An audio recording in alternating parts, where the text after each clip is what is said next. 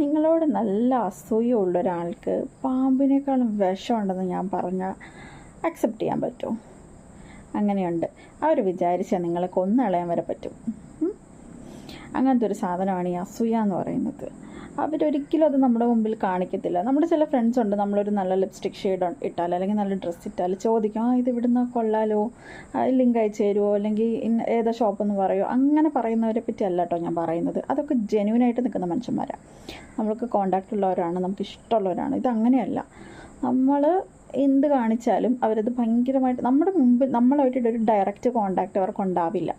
പക്ഷേ ഇവർ ഒബ്സേർവ് ചെയ്യുന്നുണ്ടായിരിക്കും നല്ല രീതിയിൽ. അവർ നമ്മുടെ മുകൾ മുതൽ താഴെ വരെ എല്ലാം ശ്രദ്ധിക്കും. ജസ്റ്റ് ഒന്ന് പാസ് ചെയ്ത് പോകുന്ന സമയത്തായിരിക്കും ചിലപ്പോൾ കാണുന്നതെങ്കിൽ പോലും ശ്രദ്ധിക്കുകയും ചെയ്യും, കോപ്പി ചെയ്യുകയും ചെയ്യും. അതിനൊരു എക്സാമ്പിൾ ഞാൻ പറയാം.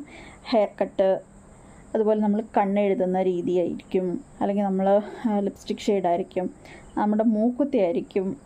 ഞാനിപ്പോൾ ഒരു റിങ്ങിൻ്റെ മൂക്കുത്തി വാങ്ങിച്ചു, നെക്സ്റ്റ് കാണുമ്പം സെയിം പേഴ്സൻ്റെ കയ്യിൽ നമുക്കറിയാം, നമുക്ക് ഓൾറെഡി അറിയാം ഇന്ന ആൾ ഇന്ന രീതിയിൽ നമ്മൾ ഒബ്സർവ് ചെയ്യുന്നുണ്ട്, നമുക്കും അറിയാം. നമ്മൾ എങ്ങനെയെങ്കിലുമൊക്കെ ഇവരെ ഹൈഡ് ചെയ്ത് അങ്ങോട്ടും ഇങ്ങോട്ടും പോകാമെന്ന് വിചാരിക്കുമ്പോഴേക്കും ഇവരെങ്ങനെയെങ്കിലും തപ്പി പിടിച്ച് വരും നമ്മുടെ പുറകെ.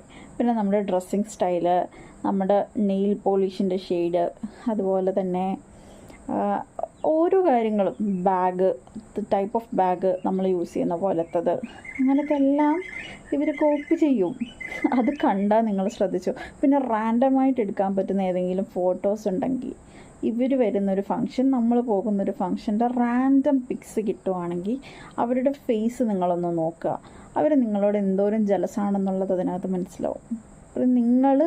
നിങ്ങളുടേതായിട്ടുള്ളൊരു ഫംഗ്ഷൻ നിങ്ങളുടെ അടുത്താണ് നിൽക്കുന്നതെങ്കിൽ, അല്ലെങ്കിൽ എൻ്റെ ഒരു മെയിൻ ഫംഗ്ഷനിൽ ഈ ഒരു പേഴ്സൺ നിൽക്കുന്ന ഒരു ഫോട്ടോ, റാൻഡം ഫോട്ടോ ഞാൻ നോക്കിയാൽ ആ ഫേസിലും അതുണ്ടായിരിക്കും.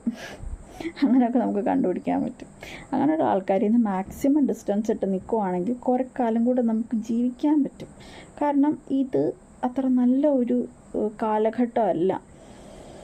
അതുകൊണ്ട് സ്വയം സൂക്ഷിച്ചാൽ അവനവന് കൊള്ളാം.